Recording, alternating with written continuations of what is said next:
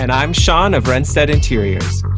We're interior designers turned internet friends turned real life friends. Welcome to the Hot Young Designers Club podcast. We're not that hot or that young. Every week, we'll be spilling the tea on how a new generation of interior designers can run their businesses. Welcome to the club. Hi, Sean. What's up, Rebecca? It's Friday. Party.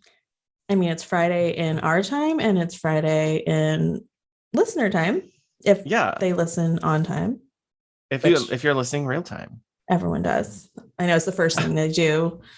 Friday Wake morning. Up in the morning, look at your phone announcements, and you can't wait to pull up Hot Young Designers Club. Yeah, I also don't know. Did we say what our new schedule is? I just going not off the really. cuff here. No, so I don't like to really. commit to anything official, but right now we're on an every other Friday schedule. Yes, which is like so much more conducive for everything we're working on and all that's going on in our business. It's a lot. So FYI on that. And if you are listening on download day, then I just got to the airport and I'm flying to LA, gonna pick you up and we're gonna jet off to North Carolina.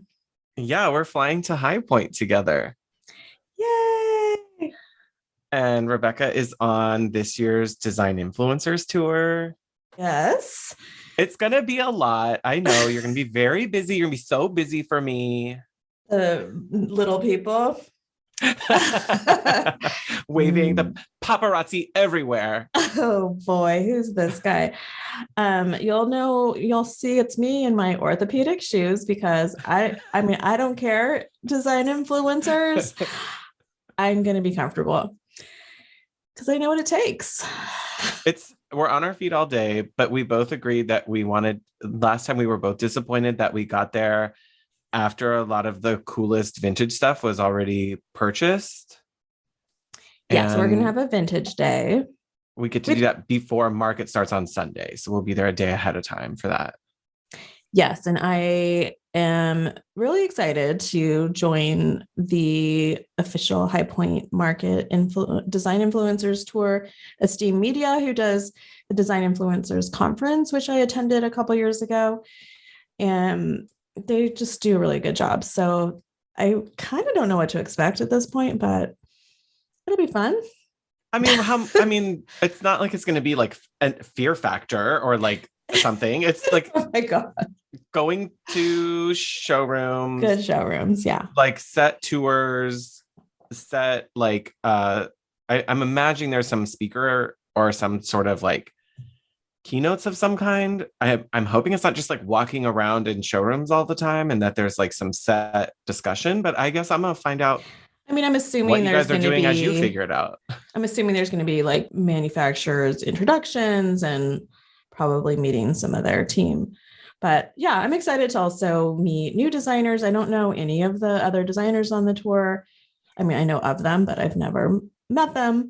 So I don't know. It's always fun to meet designers in different parts of the country. Like we're so in our little California bubble sometimes, and 100% to learn what other clients are like and, different markets. So, and also realize how much the same everything is. Like there's something encouraging about that to realize we're all kind of dealing with the same crap some days. We're all in the struggle bus together voluntarily. So we'll be there for a week. I mean, it's a 5-day trip all the way around, but we're going to be exhausted, too exhausted for our families when we get back. So I booked a vacation after I get back because it's spring break. But so we will be there. If you're listening to this and you haven't already been to High Point and you're going to be there, please reach out, say hi. Shoot us a DM. Yeah. Who knows where we'll be? Like I feel like we'll probably try to lock down a few places because last time we didn't really get a lot of the like showroom happy hour times or stuff like that. And I really did like that when we went to Vegas last, we said, okay, we're going to be at this happy hour at this showroom. If you're around, come. And it was nice to catch up with some people. So Yeah, so we'll probably have that like in our back pocket when we get when we there. figure it out, we But haven't we're a couple really weeks ahead still. we haven't hyper organized our itinerary for this. And part of that's on purpose. So we don't like get stressed out for it. But also like we're busy treading water through a lot of stuff right now. Well, we're also High Point veterans now. No, Been once. Just kidding. We've only been one once. time. Now I'm an expert. Listen to us go. But I'm completely joking, but it's also nice to not like there's so much unknown last time. So we at least have a little bit of a lay of the land. Yeah, absolutely. Very that. And we're just like taking it as it comes, made a few dinner reservations because we know that was kind of a mess, but yeah. And we're going to have one hotel, eat burgers in bed night because for sure. That's the best. Because you're exhausted at the end of the day. You don't need to go out to dinner again and like hold yourself together for a few more hours. Like just chill. Yeah, you know me. I gotta get my introvert time in. Okay, well, let's hop into this one. I think before we go too far, I do want to say, like, having everyone's support on Patreon has been amazing. Yes. Thank you, we get hotties. those little notifications and we love you and we see you and we love when you send us little notes. It's really been interesting too. Some of you have sent like where you are and what you do. And there's a few that aren't even interior designers, which I love that. And I love that there's value for you there. Seems like several graphic designers. Yeah. Which there's obviously a lot of overlap in the service side of things. So send us any notes if you have any thoughts or questions or ideas. We're always looking for ideas.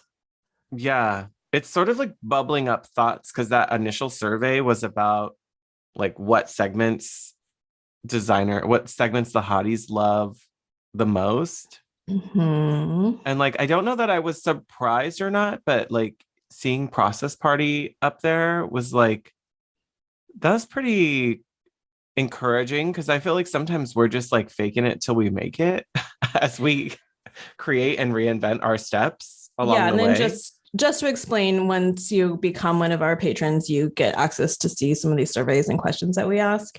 Yeah. So yeah, that was our first one. And yeah, Process Party by far was the winner chicken dinner. I think we're all struggling with process. And yeah, it's always evolved. Mine's literally evolving day by day. So yeah, sometimes like each project, I'm like, oop, forgot that wording. Got to go back to the template and add that. So that way next time I catch it. And I think we've both talked about how hard it is to translate Process Party to episodes because it's really like it's just us like narrating things that we're staring at on our screens that are in our processes, and it's just like I feel like it misses the connection sometimes. Because we have a lot of tangible goods, tangible digital goods. Yeah. So like we have a lot of documentation and different designed pieces that we have within our process to help communicate. So that's, yes, hard to describe over the magic of podcast. Yeah, I think we'd both like to see a way where there's more that's involved with like video with shared screens or downloads. And we're like making this up as we go, guys. So yeah, we definitely want to be able to show and not just tell because we are, I'm pretty sure 100% all visual people.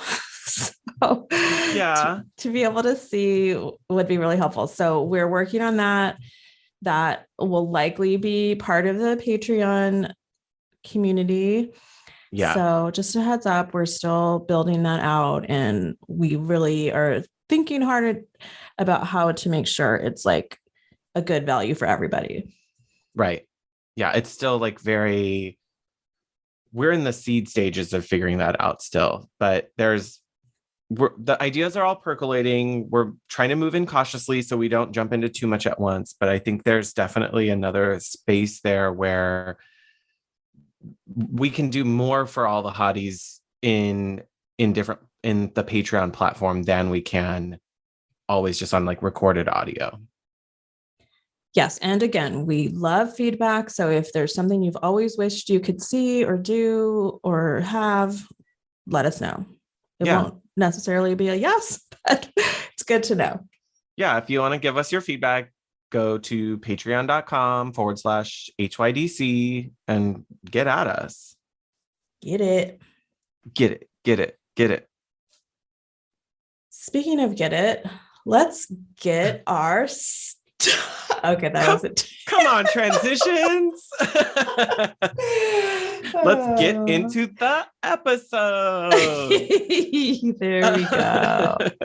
Okay, what are we talking about today? Both approach this idea of how design style for both of us has changed over the years. And maybe it's more about like how to define it better or how to like hone in sooner. And maybe this is like part lessons learned and part things we're figuring out as we go still. And maybe it'll help other designers get in closer and tighter on that sooner in their careers. Yeah. And because I'm always playing devil's advocate, I think we both have come at this from completely different directions. I don't feel like my style has actually changed that much, but I've given myself permission to own it. And so it's more from within for me, like inside out. Yeah.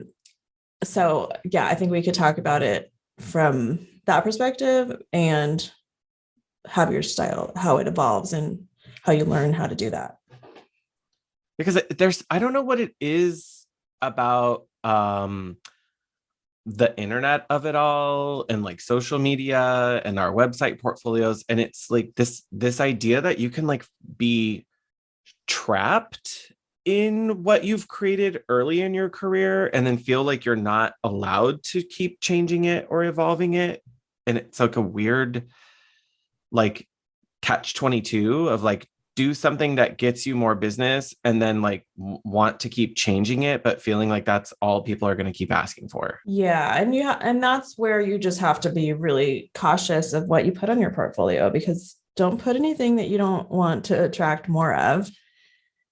Yeah. And photo shoots are expensive. So you're going to like pay all that, shoot it, take the time to do it, put it out there. And then you're like, I don't want to do one more like this, but I need to advertise to get more projects. Like, unless you really don't care and you'll do anything design wise, like style wise, then put everything on it. I mean, that just makes you like a strong generalist too. So I'm sure there's designers like that, but we are picky bitches. Are trying to be like, sometimes you do a project just to get paid and no one's ever going to see it anywhere. I've got a couple of those. Yeah. It's reality.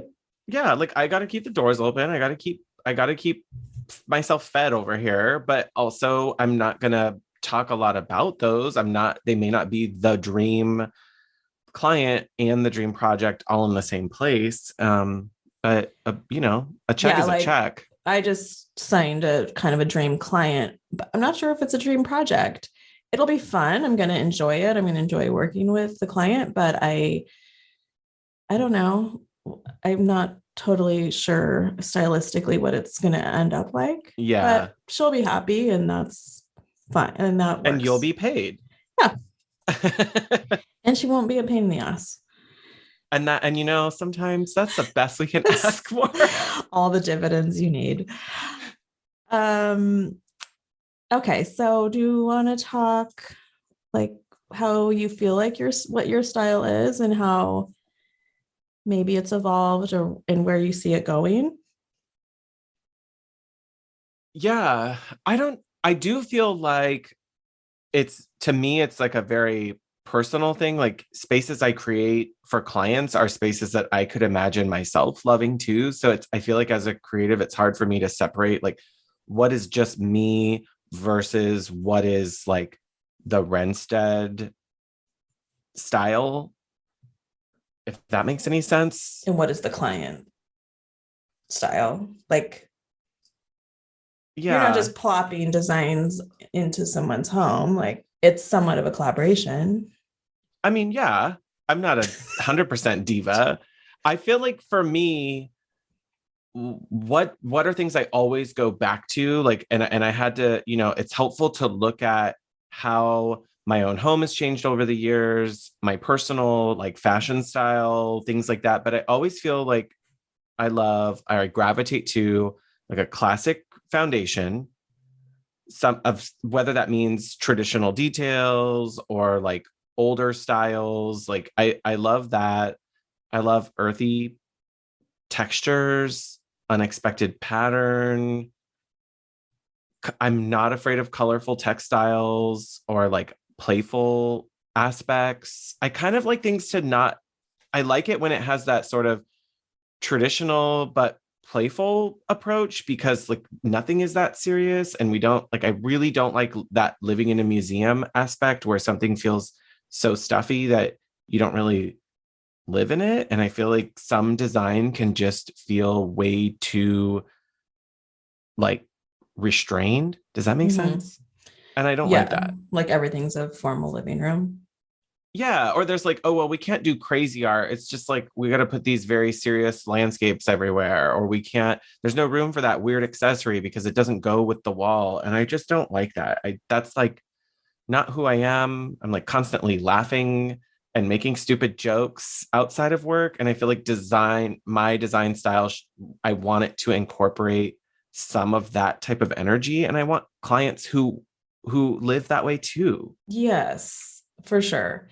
And I think the California aesthetic is more relaxed in general. Yeah. Um, but I do think, like, I love seeing how many, I guess, custom window treatments and like really like detailed, like when we were in High Point last time, like looking at all the certain brands with sofas that had all of the welting and contrasted trim on upholstery and Yeah. drapery. Like, I think that's really inspiring from an East Coast standpoint that we don't have as much here. But 100%. Yes. anyway, like layering. Yeah. You're not going to see like the maximalism of it, like more East Coast inspired design is different than the maximalism of like West Coast style. Yeah. So I don't know.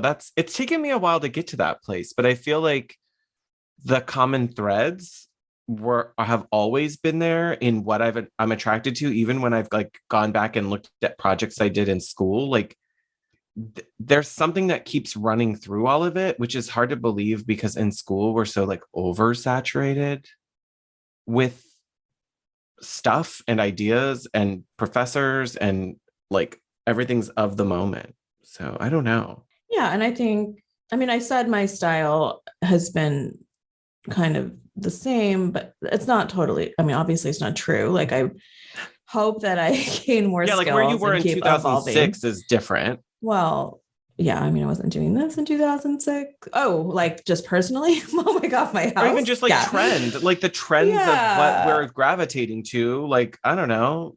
Okay, so I have an example of my from Inside Out. So, for example, 2016 to 2017, we bought our house, and one of the big projects was our master primary bathroom. Mhm.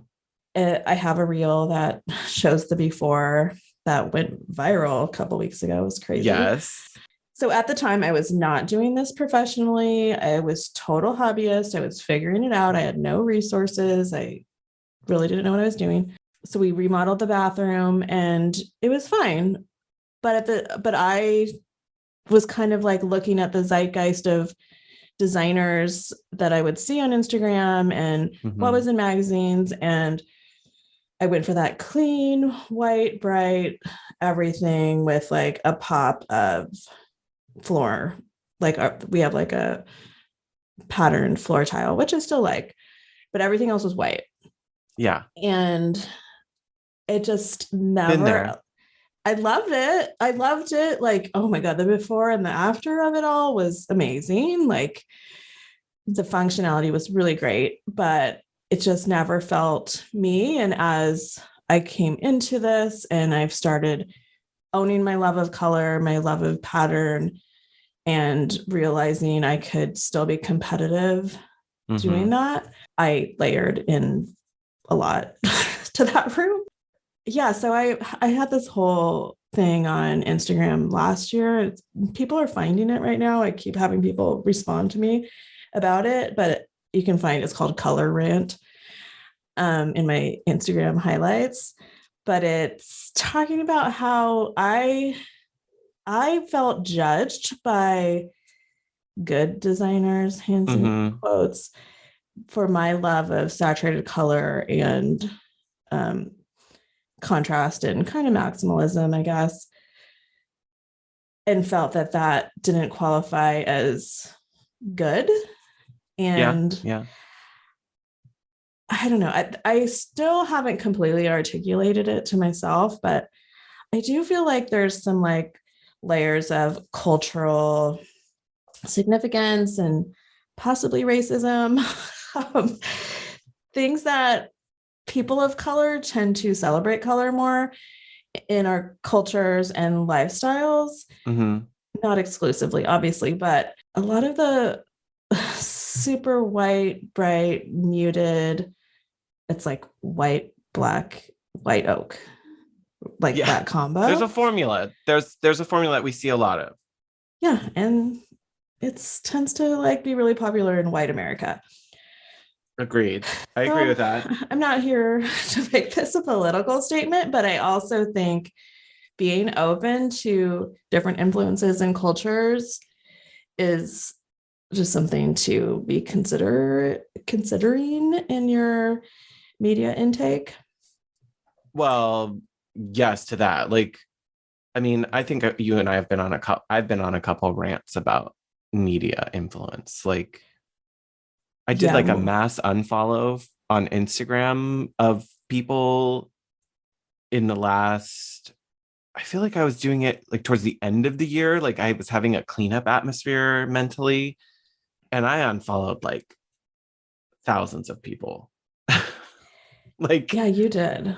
I was clearing out. Like I was also organizing. Like I don't need to follow every vendor, every supplier, everyone, because I also feel like I was using it sort of like a Rolodex.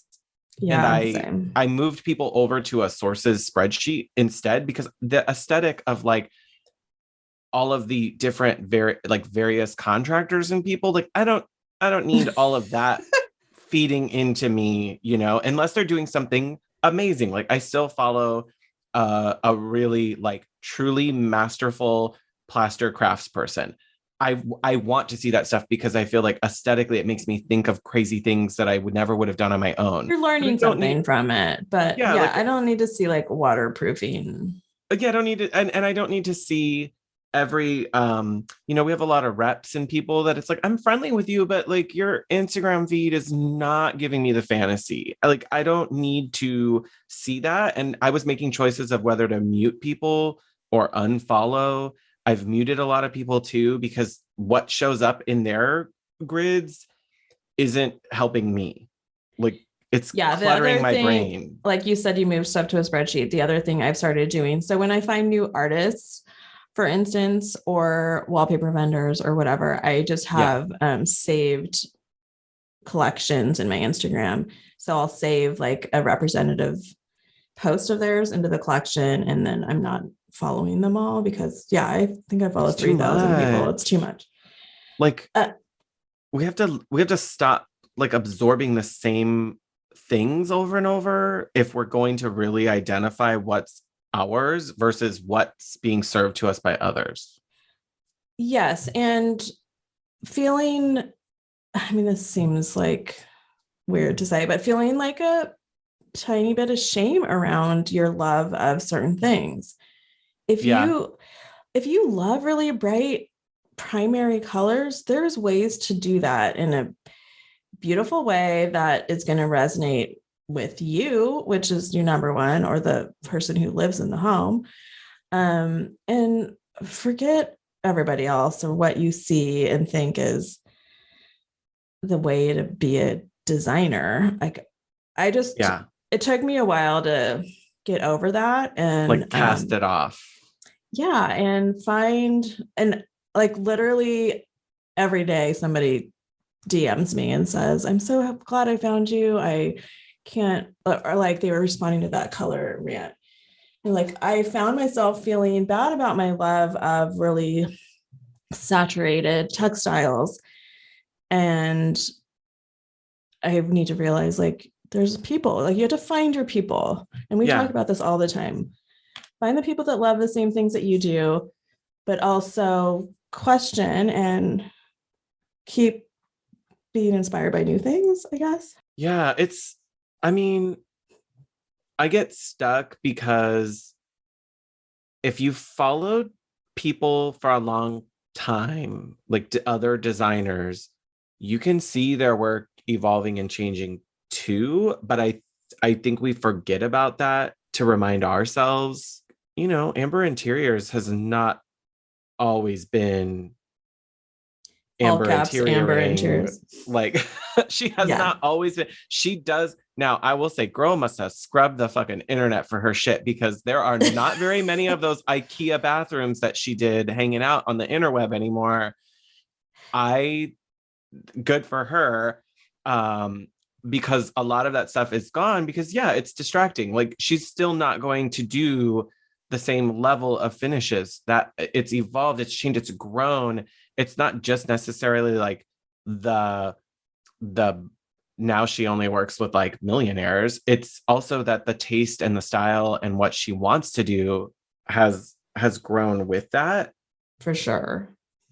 And like Kelly Wearstler is the same. A lot of designers like to talk about her. It's like she hasn't been doing that from the beginning. It's not been the same thing from the very start. No, and getting more access to bigger budgets and interesting materials and being able to do custom and artisan, like learning what's stuff. possible. Yeah, that definitely can evolve your style. But yeah, I know. I think it's fun to remind yourself of where some of these big names started. And they talk about it. I mean, Amber may have scrubbed the internet for early portfolio, but she still talks about her scrappy days. And, she started by making pillows and. Yeah, 100% that. I just feel like that's part of we all start somewhere. We gotta grow from some space. I think something that's continually helping me, like I got some questions when I did sort of like a Ask Me Anything on Instagram a while ago. And it was questions about like, a lot of them were coming from students or designers who are still very early. And like, I say that with like a grain of salt, because I still feel like I'm very early in my design career. So a lot of these designers seem to be talking about like that leaving school first year on your own or working for another designer. And I truly feel like it's like you have to cut off all the influences and pick up an art book instead of picking up an Arch Digest, or go to a museum and look at something, or go to a botanical garden and see what colors you're influenced by, instead of looking at Pinterest constantly. Like, I think there's really this like constant drive that's been created to only be looking at like Instagram and Pinterest for design influence. And when you look just like of the current moment.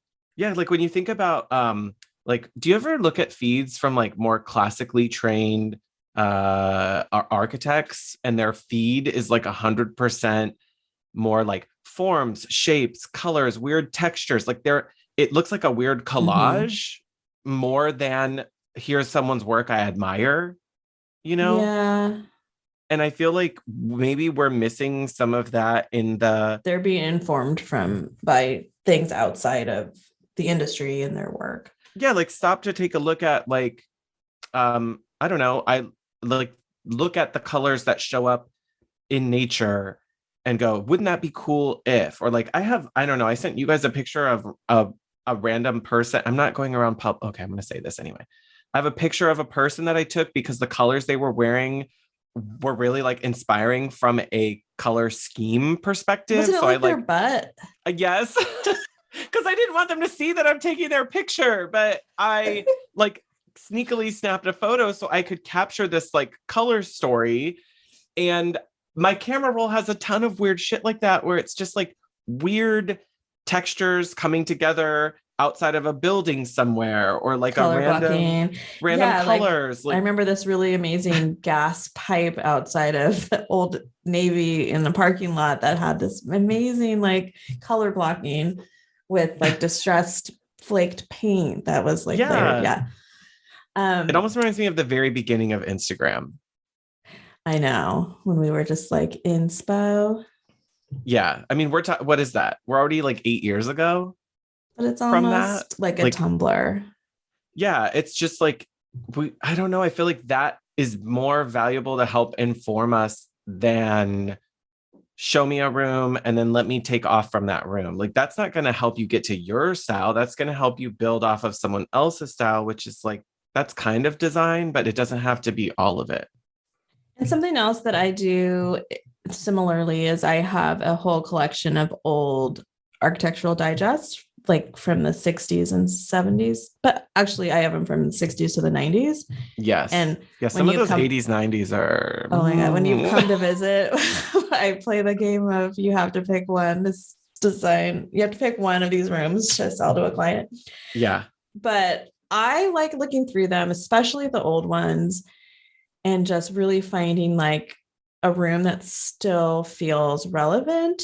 Mm-hmm. And or what are the things that I'm completely gravitating toward, and reconstructing them, because some of them are really interesting. They're crazy. Like some of the 70s ones are like floor to ceiling, everyone one was color, on one cocaine. pattern. Okay, like they were all like some of them, coke. Yeah, like so much drapery, so many different textiles, but it's cool. And like, how could I reinterpret that? I don't know. I like to give myself like those kinds of challenges. Like for my house, for instance, I live in a 1960s mid-century modern, but I don't want everything to look mid-mod. Yeah. So because you don't want to live in a Jonathan Adler catalog? No, and not everything in 1960 looked like that. So correct. I'm always like, okay, like I know like French Provincial was big during that time.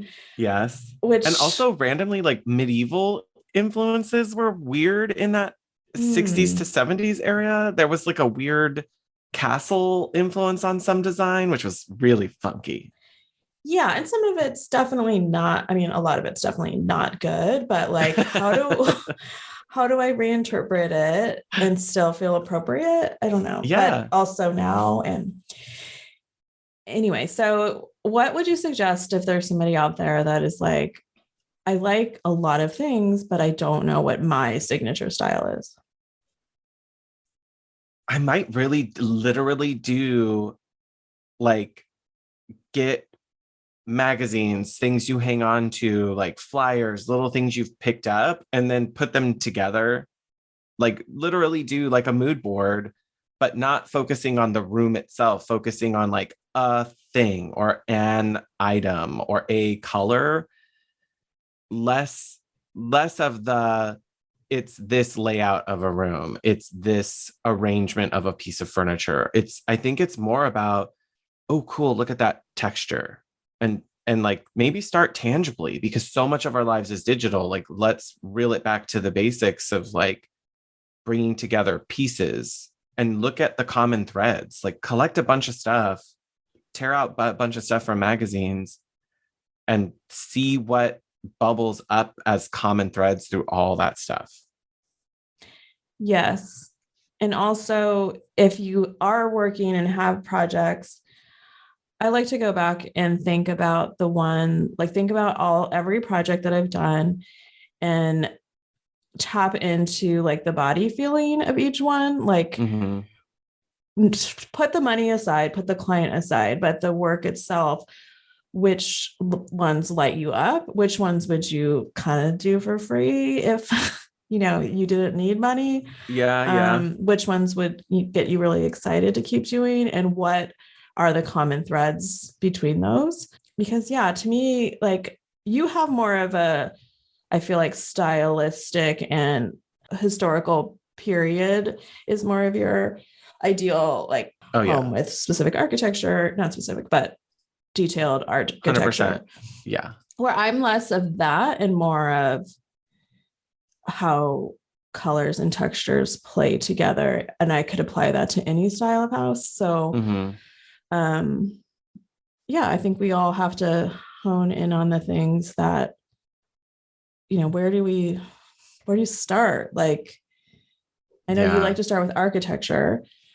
I like to start with color. And I think that's like it's taken me a while to realize that, like, to pay attention to those cues that a space is like kind of telling me what it wants to do or like what feels natural. And sometimes I feel like a freaking ghost whisperer, and I don't think my clients get it because I'm like, this just feels like what this house wants. And like, it's just like, I don't know how much of that is me, like that's coming out from me, or I mean, I don't know. I feel that is the house too. actually talking to me? Like sometimes maybe I'm the Long Island medium. Like maybe it is telling me. I think that buildings have energy, and I like every home I've lived in has spoken to me in some way.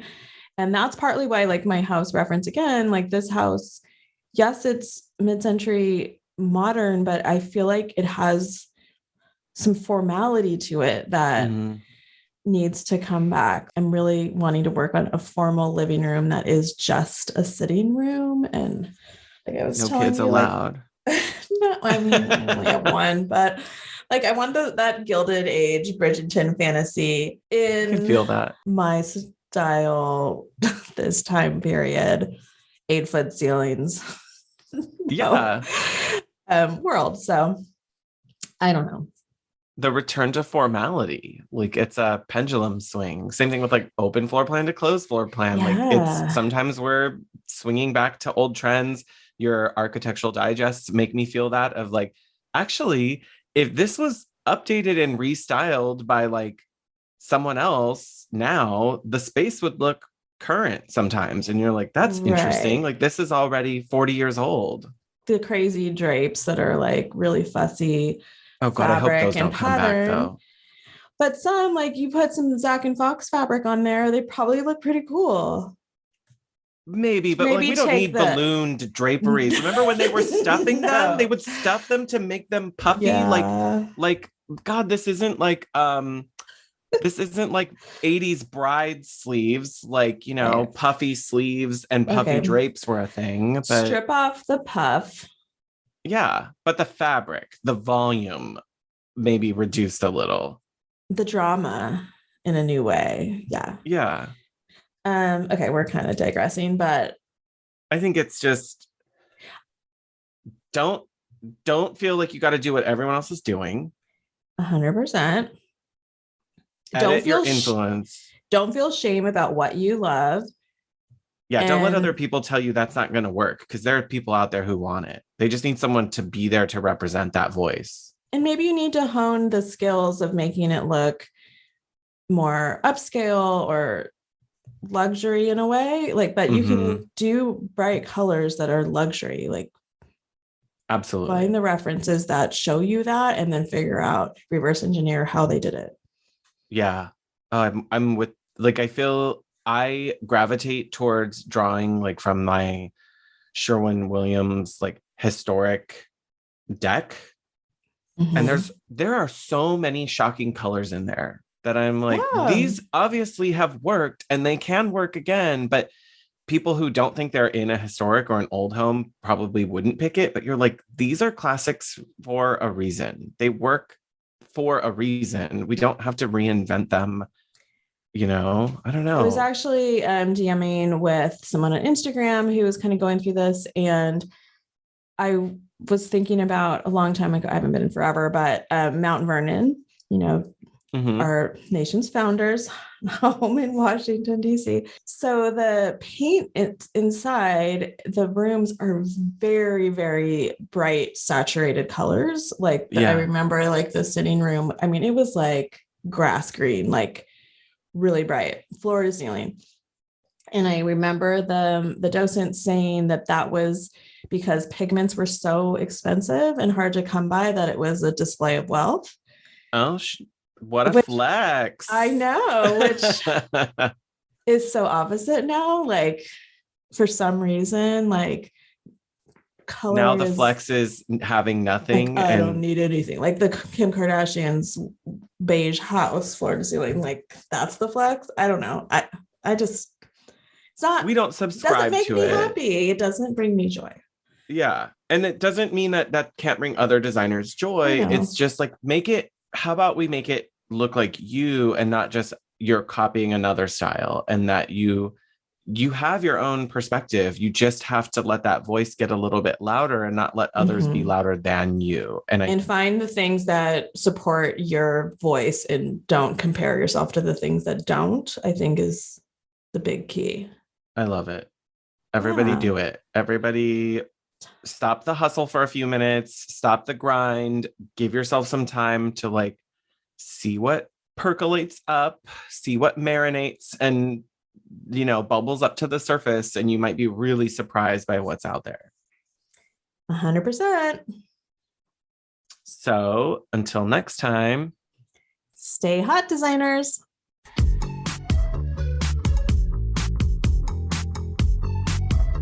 Thanks for joining this meeting of the Hot Young Designers Club podcast.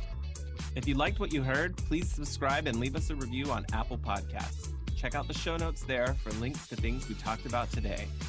We are keeping the conversation going on Instagram, so don't forget to like, comment, and follow at Hot Young Designers Club. You can find Rebecca on Instagram at Studio Plum. And you can find Sean at Renstead Interiors. That's WRENSTED.